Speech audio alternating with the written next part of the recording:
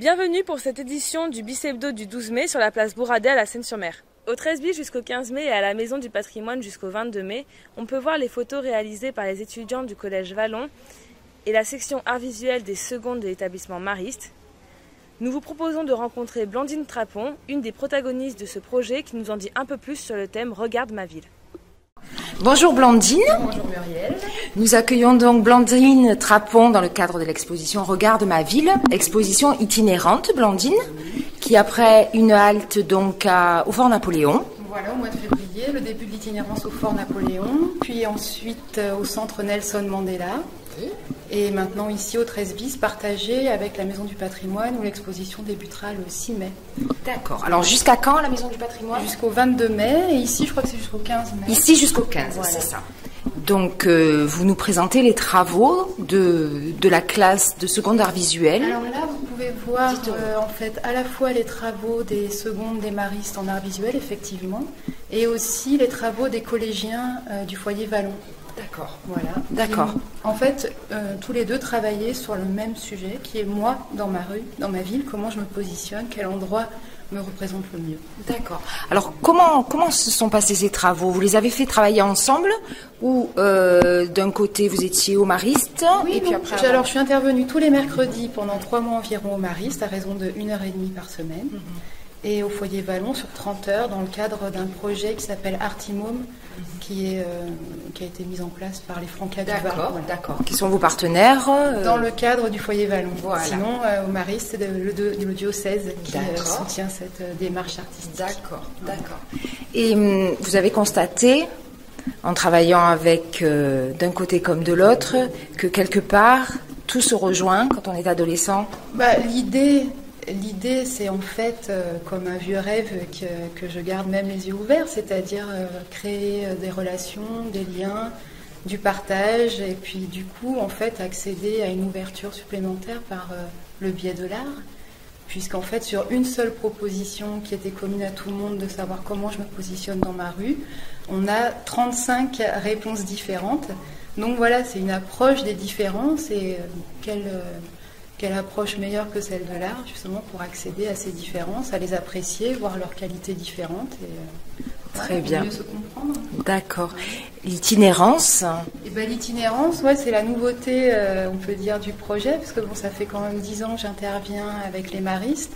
À chaque fois, on essaye de développer un peu plus le projet. Au début, on exposait au sein de l'établissement, puis petit à petit, on a créé des contacts à l'extérieur, ce qui a plu à la fois à la ville et à la fois à l'établissement.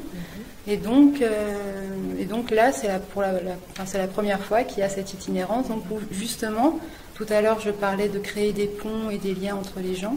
Il y avait aussi l'idée de créer un réseau entre les différents centres culturels de la ville. Voilà. D'accord. Donc l'exposition se terminera par la Maison du Patrimoine ou il y a encore après? Non, après il y a la médiathèque André Chélides, donc je ne peux pas vous dire les dates exactes, mais bon, c'est à la suite, donc sûrement fin mai, début juin, un truc comme ça. Après il y a une halte au Mariste, qui donc à ce moment-là ouvriront leurs portes au public. Et ensuite il y aura une dernière exposition dans un lieu que la ville n'a pas encore déterminé, mais voilà. Très bien. D'accord. Écoutez, en tout cas, bravo. Félicitations à tous ces jeunes, parce que c'est remarquable. Oui, ils ont bien travaillé. Vraiment, c'était des belles rencontres à chaque fois, individuelles. Et puis, c'est vrai que l'intérêt, c'est de se rencontrer, de parler, d'échanger. Voilà. Le message a été bien reçu. Merci beaucoup, Blandine. Je vous en prie, merci à vous. Au programme de ce jour, rencontre avec Christelle Di Marco, chanteuse lyrique. Cette Sénoise nous a offert un récital en plein cœur de la ville la semaine passée, une voix et un personnage à découvrir.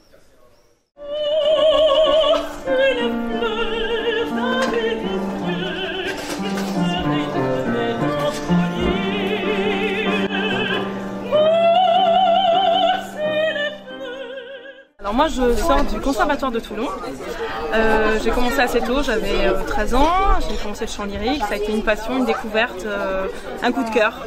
Et donc une fois fini mes études au conservatoire, à 17 ans, je suis partie en Italie et là donc j'ai fait mes expériences dans une académie qui s'appelle l'Académie internationale d'Osimo.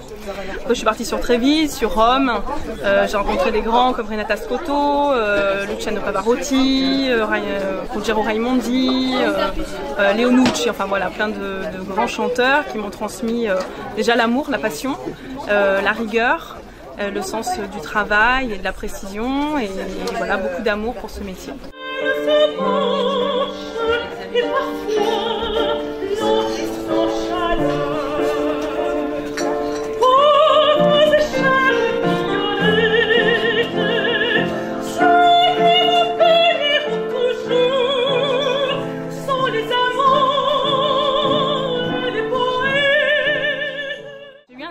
C'est-à-dire que j'avais 11 ans, j'ai participé à la Tosca de Puccini à l'Opéra de Toulon, dans les chœurs. J'étais à la maîtrise du Conservatoire de Toulon.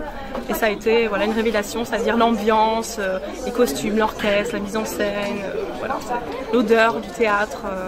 Ça a été voilà, quelque chose qui m'a vraiment emportée. Je me suis dit, ben, pourquoi pas, moi aussi, un jour, être sur scène.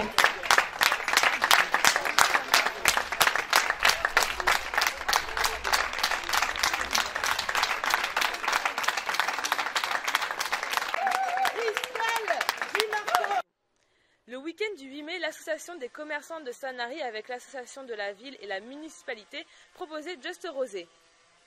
3 jours pour déguster et rencontrer des vignerons. Cécile Dida, vice-présidente de l'association des commerçants, nous explique la genèse de ce festival. Just Rosé, le festival unique autour des vins rosés, revient pour sa 3e édition. Oui, Just Rosé, c'est un festival qui se passe pendant 3 jours dans Sanary. On en est à la 3e édition et pour cette 3e édition, on est très fiers d'avoir réussi à fédérer tous les acteurs économiques et associatifs de la ville. Donc on fait participer tous les commerçants qui font leur vitrine en rose. On a de nombreuses associations qui font des animations pour les grands et pour les petits.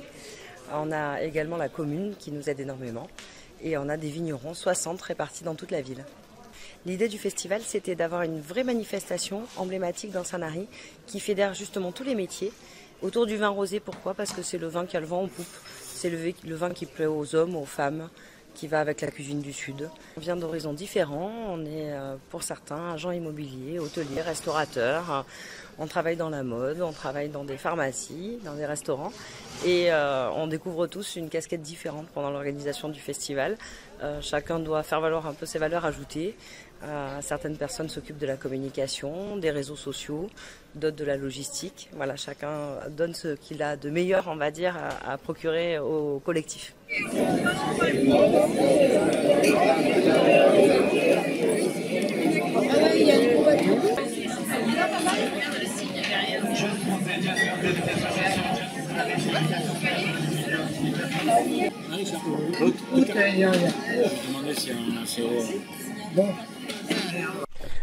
Ma mission est d'une part d'avoir déjà récupéré des adhérents qui veulent bien héberger un vigneron, donc, et de aussi promouvoir les différents commerçants qui jouaient déjà le jeu avec nous pour rejouer le jeu encore cette année.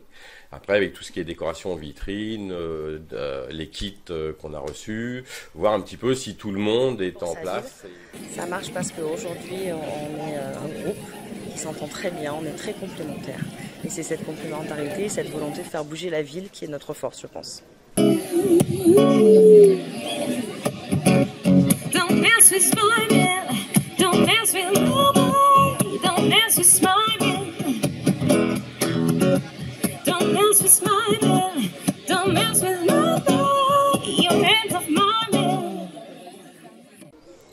Voilà, c'est fini pour cette édition. N'oubliez pas de découvrir nos reportages et de cliquer sur le lien qui s'affiche pour nous faire vos propositions.